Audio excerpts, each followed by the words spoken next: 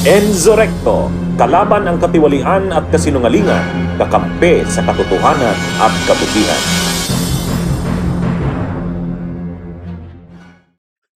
O ito mga kabunyog, may sumpina na ang ombudsman kay Punyong. O, maraming nagtatanong, attorney, sinong Punyong? Ang Punyong na yan ay si Sofronio Gabunada Jr. Yun. Sino ba yan? Sino ba yan si Sofronio Gabunada Jr.? Nung panahon ni Romualdez, siya daw ang Deputy Secretary General ng House of Representatives. So, ano siya, kumbaga segunda siya doon sa sa sa Secretary General ng House. Siya ang deputy. Ngayon, bakit ito sinumpina ng ombudsman? Nakarating kasi daw sa ombudsman na itong si Punyong, itong si Sofronio Gabunada Jr., ito ang maraming alam sa mga galawan, maniubrahan sa budget. Parang ito nga daw yung bagman ni Romualdez eh. Sabi, ito daw yung bagman ni Romualdez.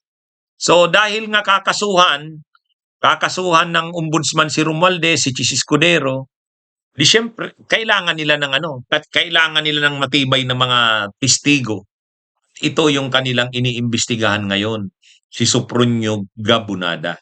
Ito daw ang bagman ni dating Speaker Martin Romualdez. Kung kay Chis Escudero ang bagman ay si Maynard Ngo, ito naman daw. At ano daw to? Sobrang yaman na nito. Itong si Sofronio Gabunada. Ano daw? Kaya nga gustong makuha ng ombudsman yung salin nito kasi makikita doon sa salin yung biglang paglaki ng kanyang yaman. Ang naging papel daw talaga nito, ito yung mga nagmaniubra sa budget. Kumbaga siya yung pinapagalaw, siya yung nakaprontera dahil Deputy Secretary General siya ng House. At ano daw ito? Ito yung mga nagkolekta ng mga pera. Ayon sa ayon sa mga impormasyon, napakalalim daw ng naging papel nito. Ayon kay Assistant Ombudsman Miko Clavano. So, we were told at the Office of the Ombudsman proper that the subpoena had been received already by the Secretary General's office. This is the subpoena issued for the salin of one Sofronio Gabunada in the House. He is a Deputy Secretary General, and he was there during the time of former Speaker Romualdez. So under yung Speaker Martin? Well, he's technically under the Deputy Secretary General or the Secretary General's office. There was a different Secretary General at the time, pero deputy siya noong time na yun. Why is he? Well, he's become a person of interest in our investigation, and I cannot divulge too much, but I think it's suffice to say that medyo naging central siya sa aming investigation, and we feel that yung participation niya and hopefully his cooperation in the investigation could take us even further in our investigation. Kaya namin siya sinabina. Although the subpoena pertains only to his salin, that is a starting point for us. Now, kung willing siya na lumabas at mag-cooperate sa amin, so much the better, and I think it would bode well for him as well. Sorry, formally offering the other Well, I think the salin or the subpoena that was issued to him is the first contact that the Office of the Ombudsman has with him. No?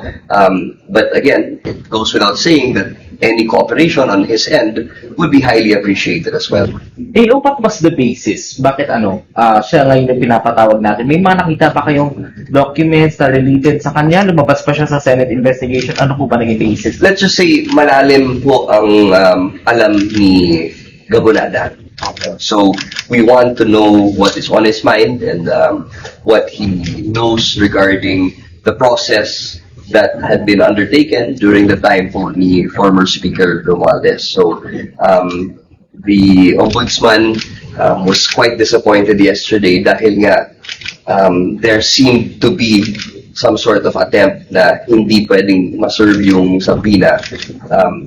But that frustration comes from a deep place. Malalim yung pinaghuhugutan niya nun because alam niya kung gaano ka-importante itong tao na ito. Sir, siya po na never appeared, at least sa mga published na mga article nila. He characters. That's something that we will divulge at a later time.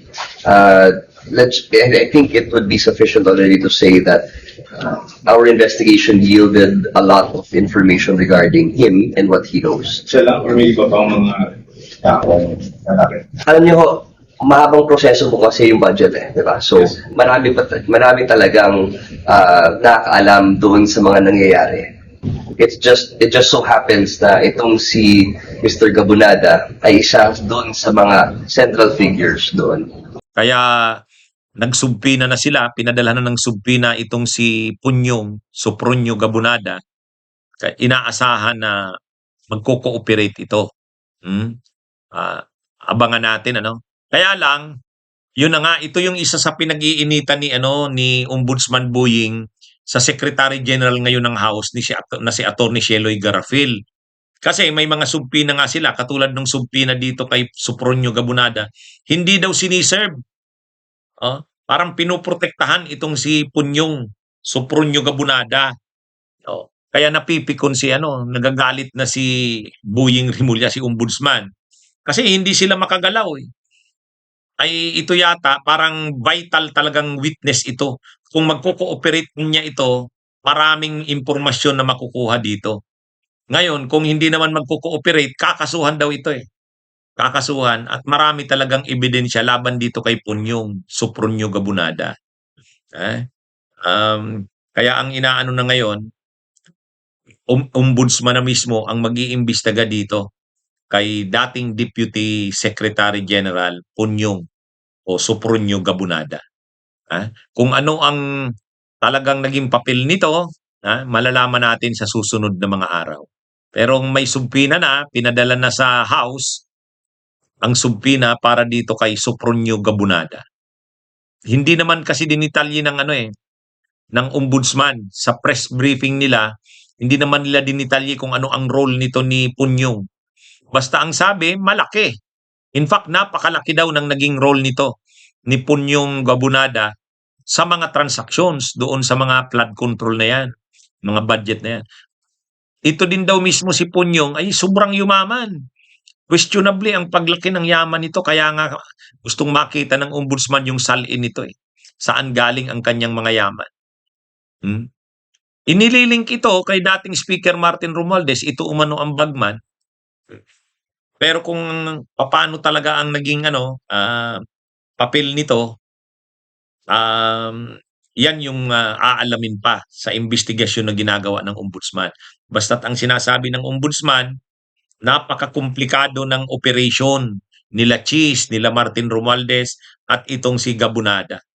Talaga daw kailangan mo talagang pag-aralan kasi talaga matindi yung ginawang plunder at conspiracy to commit plunder.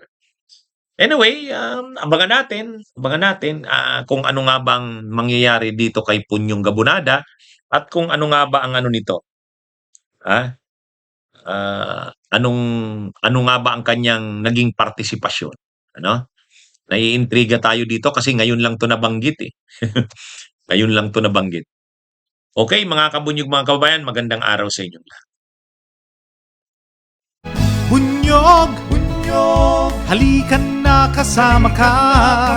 Bunyog, kapag buklod ay may pag-asa. Luzon, Visayas, Mindanao, isa ang pananaw. Sa bagong Pilipinas ang bunyog isisigaw. Bunyog,